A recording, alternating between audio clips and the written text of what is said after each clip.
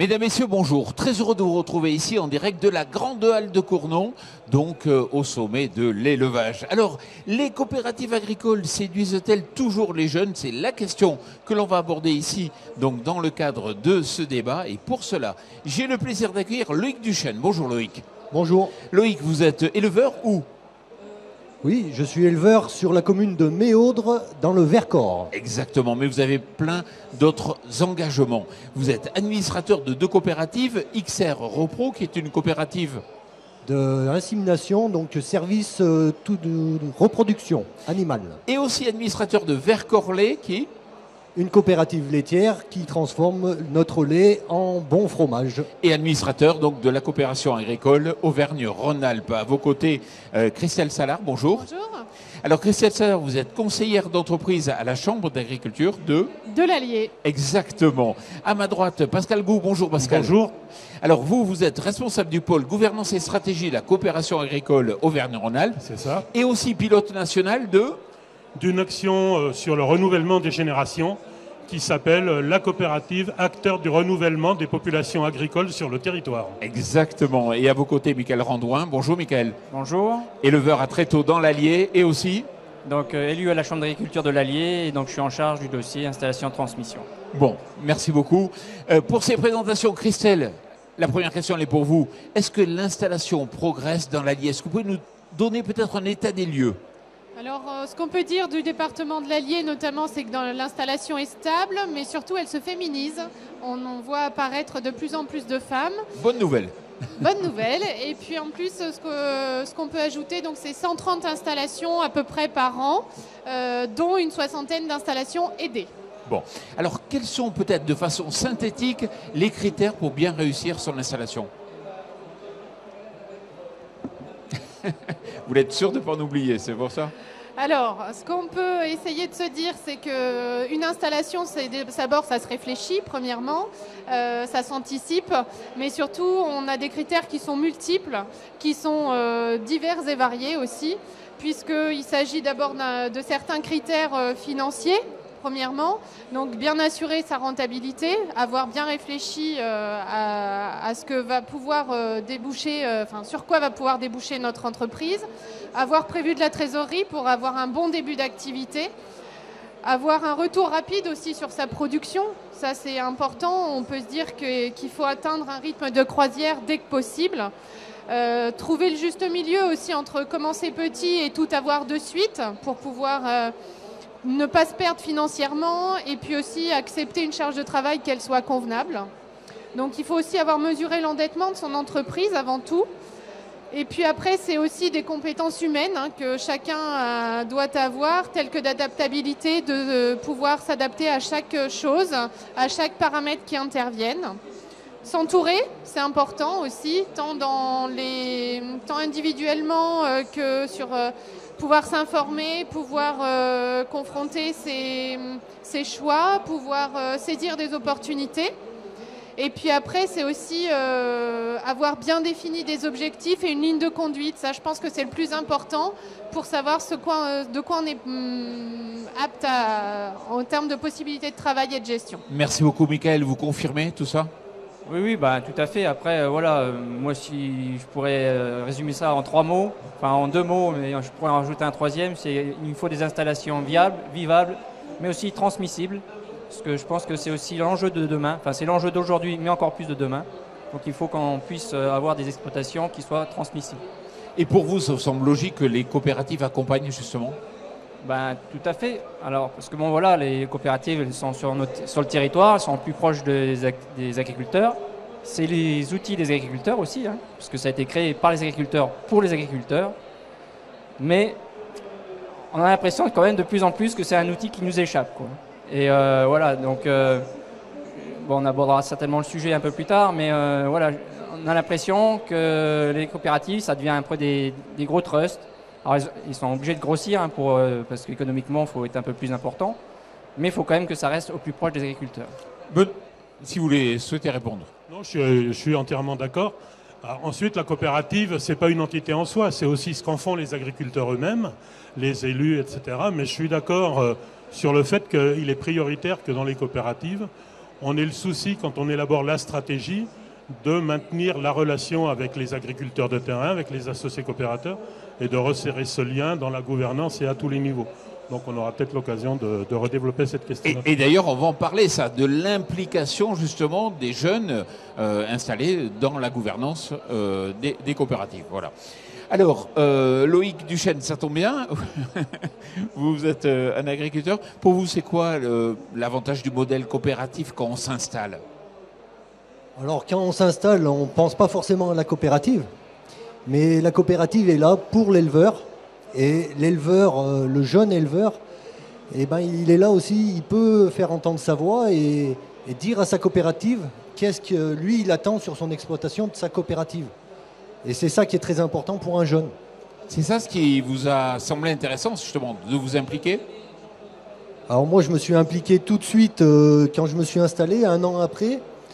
Mais au début c'était plus par passion de la génétique chez XR Repro, enfin c'était pas XR Repro à l'époque, mais c'était plus par la passion. Et après, ben, au fil du temps, on est allé, on a un peu plus travaillé sur la stratégie, la gestion. Et ça m'a ouvert beaucoup d'autres portes. Et beaucoup sur mon ouverture d'esprit, je dirais, ça a été un vrai plus, quoi. Ouais. Alors justement, on va voir un témoignage d'un jeune agriculteur donc, qui a été accompagné. Image. Allez, belle! Je suis Kevin Bossard, installé en Vendée à la Gobrotière. Je suis installé depuis novembre 2016. J'ai fait de l'apprentissage sur cette exploitation-là. Et après, je suis parti un peu à l'extérieur pour voir autre chose. Et comme le courant passait bien et qu'il y avait la possibilité de s'installer sur cette exploitation, je suis revenu et on s'est associés. Avec plusieurs productions, donc 800 000 litres de lait, 50 vaches allaitantes avec l'engraissement des mâles, 430 places d'engraissement en porc et 5 hectares de pommes de terre. Je m'occupe plus de la production laitière sur l'exploitation, mais mon associé s'occupe plus des vaches allaitantes et des porcs et des pommes de terre. Ce qui me motive le matin, c'est de venir voir les vaches, de les retrouver. C'est aussi un peu des événements qui changent tous les matins en fin de compte. Ça nous pose problème, mais c'est enrichissant aussi, parce qu'on apprend à faire face à tous ces aléas et à prendre les devants quand on peut les éviter. L'esprit coop, c'est que nous sommes plusieurs agriculteurs. Moi, ma coopérative, elle m'a aidé financièrement sur l'exploitation. Elle m'a majoré le prix du lait sur 2 années. Pour nous, la coopérative, c'est de ne pas être tout seul sur l'exploitation. On a un soutien global sur la filière. On sait qu'on a du monde derrière nous pour nous soutenir en cas de coup dur, quoi. On a déjà un technicien qui est là. Dès qu'on a un problème de qualité du lait ou autre, problème sur le tank, des choses comme ça, on sait qu'on a toujours quelqu'un au téléphone et qui peut venir nous voir pour nous aider à solutionner ce problème-là.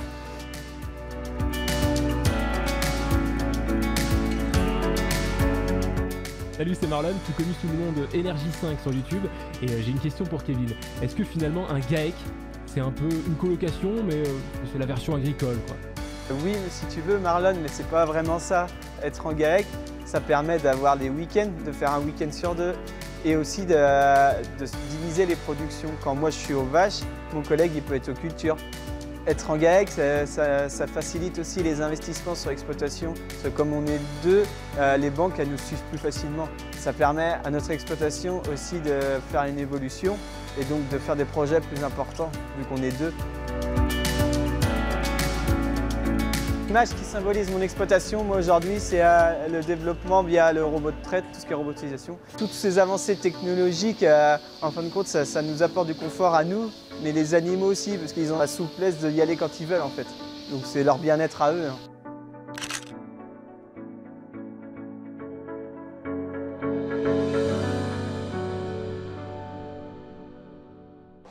Alors, on va revenir un peu sur cette notion des attentes, peut-être, Pascal. Quelles sont les attentes donc, des jeunes vis-à-vis de la coopération? Alors ça, c'est la question qui tue. En ce qui concerne les attentes des jeunes associés coopérateurs vis-à-vis des coopératives, je distinguerais peut-être 2 cas. D'abord, les attentes des jeunes d'aujourd'hui qui sont dans les coopératives.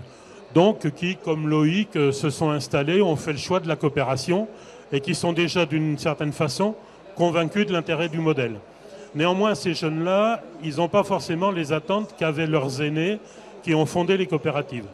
Et on pourrait classer, on a repéré de nouvelles attentes. Alors, il n'y a pas d'ordre de priorité dans ce que je vais dire, il y a déjà une attente d'individualisation des services. Si on pense à la coopération autrefois, tout le monde fait la même chose dans la coopérative qui offre le même service à tous. Aujourd'hui, c'est très différent. Alors, je vais peut-être prendre 2 minutes pour illustrer mon propos. Prenez le temps. Je vais prendre un exemple viticole, bien qu'on soit au sommet de l'élevage. La coopération viticole traditionnelle, les agriculteurs cultivent le raisin, l'apportent à la coopérative vinifie, commercialise sous le nom de la coopérative. Depuis quelque temps, on voit des viticulteurs qui apportent leur raisin à la coopérative, mais qui souhaitent le récupérer sous forme de vin pour commercialiser avec leur nom sur l'étiquette. Donc ça, c'est une nouvelle façon de faire. Et on voit même aujourd'hui des agriculteurs, des viticulteurs, qui souhaitent venir à la coopérative, travailler leur propre raisin dans les locaux avec les installations de la coopérative. Et donc c'est une vision totalement différente. Sur le papier, tout est possible, reste à organiser ça en maintenant l'équité entre les associés coopérateurs. Donc je dirais individualisation. Deuxième attente qu'on voit apparaître, qui existe depuis un petit moment, j'appellerais ça l'accompagnement. Accompagnement financier, accompagnement technique, accompagnement à la formation, accompagnement pour l'administratif. C'est pas Loïc ou j'ai oublié votre prénom, pardon, ou Michael qui vont me contredire. Il y a de plus en plus d'administratifs sur les exploitations. Les jeunes coopérateurs attendent de leur coopérative qu'elle les aide pour traiter toute la partie administrative, encore plus s'il y a des salariés sur l'exploitation. Et puis je terminerai peut-être par au troisième point, tout ce qui va être accompagnement à l'évolution de l'exploitation, certification HVE par exemple, certification bio, ou accroissement de l'outil de production, acquisition de foncier, acquisition de places, etc. Là aussi, il y a des attentes vis-à-vis de la coopérative. Et dernier point qu'on voit émerger ces temps-ci, que la coopérative soit capable d'accompagner les projets d'un petit groupe de coopérateurs sur une petite partie du territoire. Donc pas forcément développer une nouvelle activité pour tout le monde, mais faire de la coopérative un incubateur de projets pour une petite partie de coopérateurs. Donc dans l'absolu, rien n'est impossible. La grande question, c'est comment on maintient l'égalité de traitement, l'équité entre les coopérateurs, si on a des services différenciés pour les uns et pour les autres. Oui. Loïc, vous confirmez, Michael, comme vous souhaitez? Ah oui, tout à fait. Nous, à XR RoPro, on a individualisé un peu nos services, plus ou moins, pour que chacun y retrouve son compte, pour que tout le monde soit aussi sur le même piédestal. Si moi je veux faire une insémination tel jour avec payer que mon insémination, ben je paye que mon insémination, ou alors quelqu'un qui prend du tout compris de l'échographie avant l'insémination jusqu'à l'échographie de savoir si notre vache elle est pleine ou pas pleine. Et c'est aussi ça qui est important de développer sur nos coopératives pour pouvoir répondre au maximum de nos éleveurs. Très bien. Michael? Moi je dirais aussi que la coopérative c'est une sécurité aussi. Que, voilà, on n'a jamais écouté parler que les coopératives avaient fait des banqueroutes. Voilà, et après, quand il y a des difficultés, c'est quand même encore des entreprises qui sont proches de chez nous, on va les voir, il y a toujours un moyen de s'arranger. Donc et là, c'est sûr que c'est une grosse aide pour les jeunes, mais même les moins jeunes. Sécurité, proximité? Entièrement d'accord, je partage tout à fait. Alors sécurité, oui, sans oublier que le débouché de la production agricole, c'est pas la coopérative, c'est ce qu'il y a après la coopérative. Ouais, et donc les incertitudes de marché existent aussi pour les coopératives. Loïc? Oui, je confirme totalement proximité et puis sécurité. Et puis je dirais que sur nous, on a une petite coopérative laitière, mais c'est nous qui faisons le prix du lait. Et là, ça, c'est vraiment le plus important pour moi. Tout à l'heure, on parlait un peu du profil. Peut-être on sait l'affiner un peu mieux, ce profil? Oui, on peut essayer de l'affiner. Alors, sur une structure type de notre département, ce qu'on peut se dire, c'est que c'est en principe une société. Une personne sur deux s'installe en société. Souvent un GAEC type père-fils, avec une surface d'environ 250 hectares à peu près. Et puis souvent les objectifs, c'est quand même, ce qu'il faut dire, c'est qu'on est à 60% en production bovine chez nous aussi, sur notre territoire, bovin allaitant. Et l'objectif, c'est une continuité de l'entreprise familiale, transmettre un patrimoine, ça c'est important. La société, elle est aussi choisie pour la facilité de travail, mieux s'organiser, moins peiner, et puis une facilité financière pour les capitaux mobilisés. D'accord. Alors, on parle de la gouvernance. Loïc, qu'est-ce qui vous a vraiment incité, le facteur déclencheur pour prendre des responsabilités dans votre coopérative, pour en faire votre outil? Je dirais que le facteur déclenchant, ça a été la passion de la génétique pour moi. Et après, une fois qu'on a mis le doigt dedans, c'est prenant, c'est les échanges avec les collègues, qu'on n'a pas les mêmes façons de travailler. On est sur un grand territoire, nous. Et ça, c'est quelque chose qui ouvre l'esprit, c'est magique pour moi. Ouais. Et ainsi, après, j'ai pris une autre responsabilité à ma coopérative laitière, qui là, était d'un autre ordre. C'était défendre mes intérêts, les intérêts de mes collègues, de mes voisins, sur le prix du lait et sur de ce qu'on fait de notre lait. C'est quand même de l'engagement, parce qu'il faut du temps. Je dirais que oui, il faut avoir un peu de temps, mais le temps, on le trouve toujours. Si on a envie, on le trouve. Alors, Pascal, il faut inciter les jeunes à s'impliquer. Qu'est-ce que vous proposez, vous? Je ne sais pas si c'est à moi de proposer des choses. Alors, déjà, peut-être quelques éléments chiffrés pour fixer le tableau. Alors, il ne faut pas croire qu'un conseil d'administration de coopérative, c'est un repère de vieillards. Là, j'ai quelques petits éléments... Donnez-nous des chiffres pour montrer le contraire. J'ai quelques petits éléments statistiques sur mon anti-sèche. L'âge moyen des administrateurs de coopératives, c'est 51 ans, quand l'âge moyen des agriculteurs doit être de 49 ans au niveau national. Donc, on n'est pas très loin. Et les jeunes représentent... quand je dis les jeunes, c'est les moins de 40 ans, représentent 17% des administrateurs de l'échantillon qui a pu être observé. Donc, c'est déjà significatif. Et la pyramide des âges fait une jolie courbe en cloche avec un maximum autour de 55 ans. Voilà. Donc ça, c'est déjà un élément primordial. Tout à l'heure, Christelle parlait du fait qu'il y avait de plus en plus d'installations féminines. Là où on pêche dans les coopératives, c'est que la féminisation des conseils d'administration, c'est 10% d'administratrices. Donc, dont acte. Il faut y aller. Et alors, il y a un deuxième point qui me paraît important à soulever pour fixer les idées, c'est que le taux de renouvellement des conseils d'administration, c'est de 4%. Le turnover, c'est de 4%, 4-5%. Ce qui veut dire que il faut 20 ans pour renouveler un conseil d'administration intégralement. Ça, c'est les pratiques coopératives, parce qu'on va déjà exercer un premier mandat de 3 ans à peu près pour prendre la mesure de ce que c'est, et on va exprimer tout son talent au cours du 2e, 3e, 4e mandat, et ça prend du temps. Et là, j'ai toujours pas répondu à la question. Toujours pas. Non. Alors, qu'est-ce qu'on peut faire pour inciter les jeunes ou les nouveaux coopérateurs à entrer dans la gouvernance? Je dirais, avant de les intégrer dans la gouvernance, il faut les intégrer dans la coopérative. Et on ne naît pas coopérateur, on le devient. Et ça tombe bien parce que la loi nous y aide.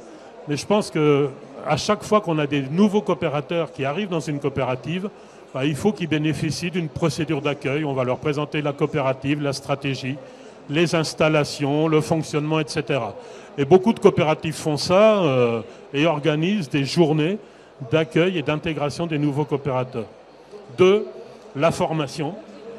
Parce que si on ne n'est pas coopérateur, on est encore moins administrateur. Et voilà, il faut imaginer un agriculteur qui est élu par ses pairs pour gérer une entreprise qui pourra faire jusqu'à des milliards d'euros de chiffre d'affaires. Donc, ça suppose des compétences. Donc, la formation. Et puis 3, c'est un petit peu mettre en place toutes les mesures annexes qui vont permettre, vous avez évoqué la question de la disponibilité, au coopérateur, à l'administrateur de quitter son exploitation et de consacrer du temps à la coopérative. Donc des outils logistiques, informatiques, des indemnités, parce qu'aujourd'hui, si on veut des administrateurs responsables, on ne peut pas imaginer que ce soit un mandat totalement gratuit. Voilà, ça tourne autour de ce triptyque-là. Et puis je rajouterais, et puis il faut aussi que les anciens acceptent de laisser la place aux jeunes. Mais ça, c'est l'Assemblée générale qui le décidera. Michael ? Alors, en un mot, parce qu'on est presque à la fin de l'émission. Pour ça, je peux vous donner une idée, parce que moi, je viens des jeunes agriculteurs, enfin, il y a déjà quelques années. Mais aux jeunes agriculteurs, on a une date butoir. Après, on est réformé. Donc, on peut faire la même chose en coopérative. Pourquoi pas, ce sera l'idée pour finir ce débat. En tout cas, Michael Randouin, Pascal Legout, Loïc Duchesne et Christelle Salard, merci beaucoup d'être venus ici en direct de Sommet l'élevage pour aborder cette question. Et puis surtout, merci à vous.